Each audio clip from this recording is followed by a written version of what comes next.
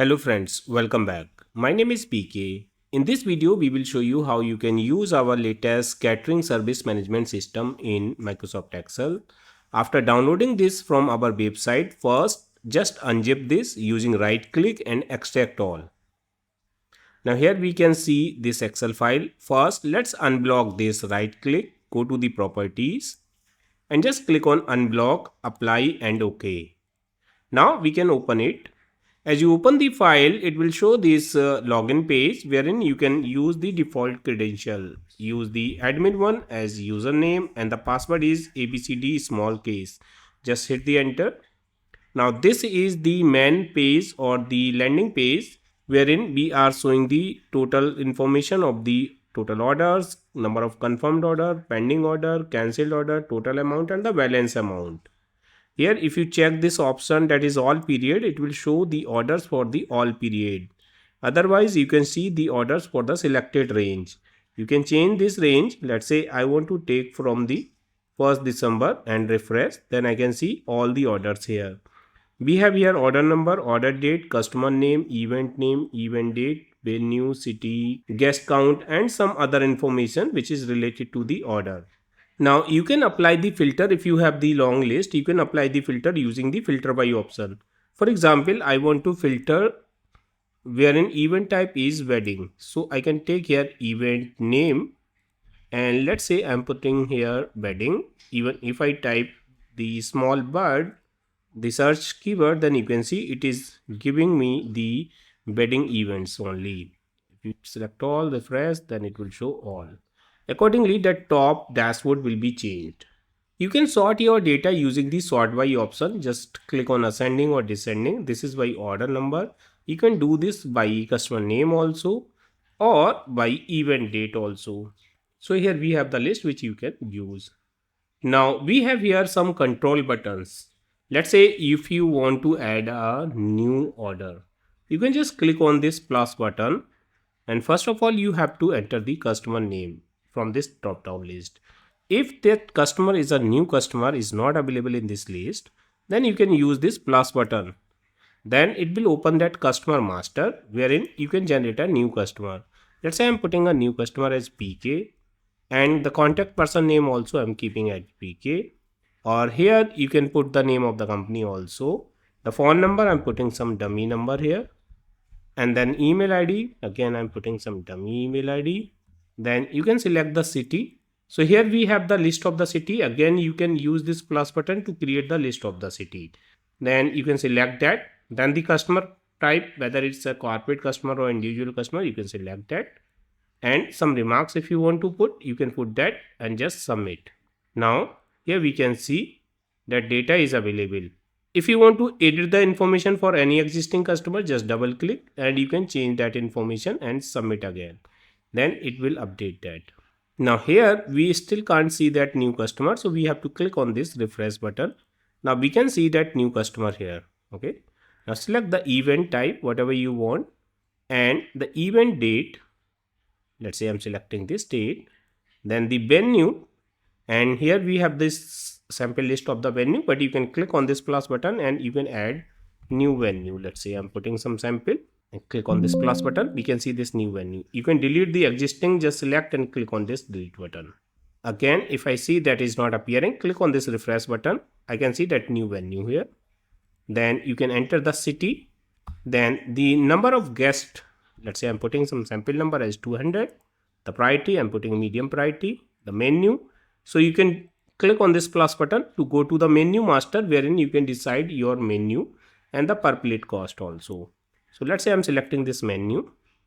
The status is confirmed.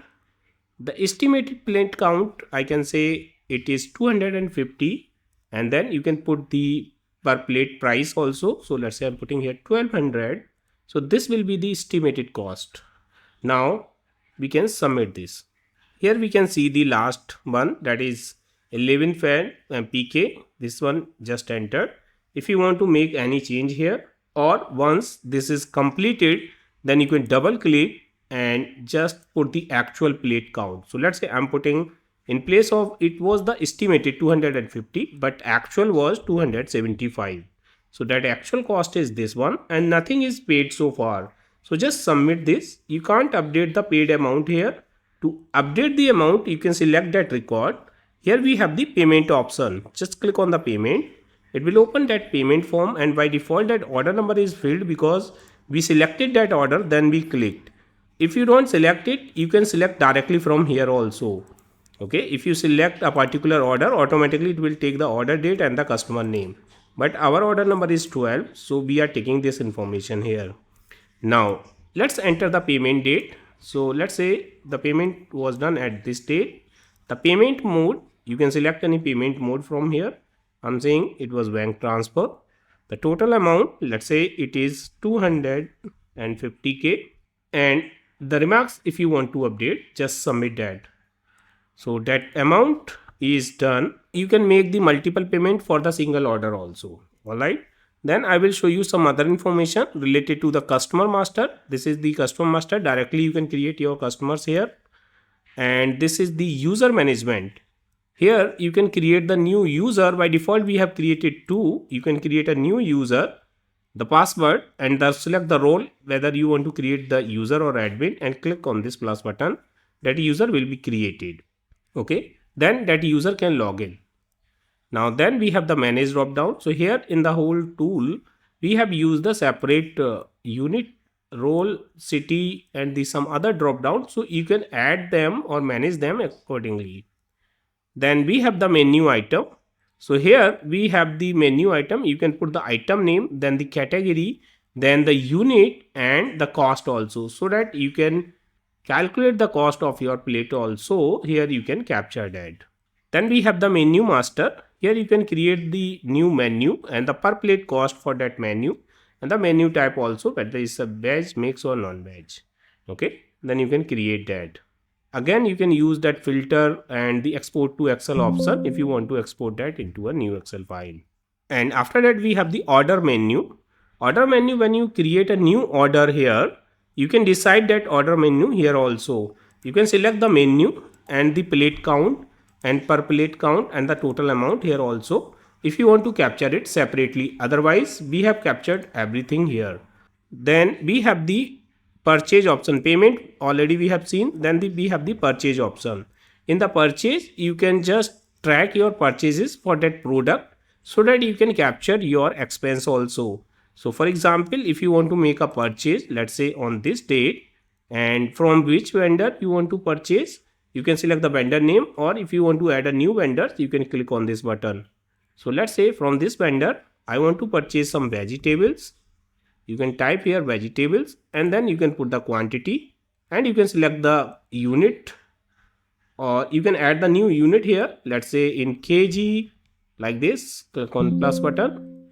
So here if I refresh this, I can see that kg also. Then put the amount which you have paid to the supplier and some notes if you want, and submit that. Like the other forms, it will enter that information. We have here staff master also. Create the new staff with the role, okay, here, and you can create all the staffs including the phone number, daily rates, and everything you can capture there. And then you can allocate the staff for a particular order, that is staff assignment. Just click here and you can assign the staff for this order.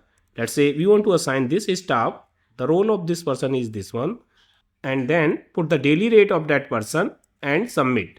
So that person will be assigned to that particular order. Okay, and you can assign more. Now go to the vendor master. Here you can create the vendor and the new vendor, whichever you want. Then in the report, you can export the report of the orders, purchases and payments. For example, order, just export. So you can see we have two orders here, the sample order, and you can select the date range, start date, end date, and the payment, export. We can see for the payment also. Similarly for the purchases. Okay. Now in the user access control, as an admin, you can decide if someone will log in with the user role, whether you want to update a transaction or not, or you want to delete a transaction or not. So we have unchecked. That means user cannot delete a transaction, but they will have the other access. You can uncheck that and save it. They will not be able to do that particular activity. Here we have the delete option or the edit option. If you click here, that will be opened again. and here you can track the history. So if I click, and you can see this record was updated twice, so we can see that information, and we can export to Excel also, so that all order data will be exported to the Excel. On the top we have the logout option. Email us. If you click, you will get our email ID, and you can click on this to visit our website. If you click here, it will be logged out. On the left hand side we have minimize and maximize tool, and you can easily minimize and maximize that. Using the zoom screen, you can zoom the size or reduce the zoom size as per your requirement. So that's it in this video. Friends, I hope you have enjoyed this video. If you like this video, please hit the like button and please subscribe my channel to get the regular update of my videos. Thank you so much for the watching.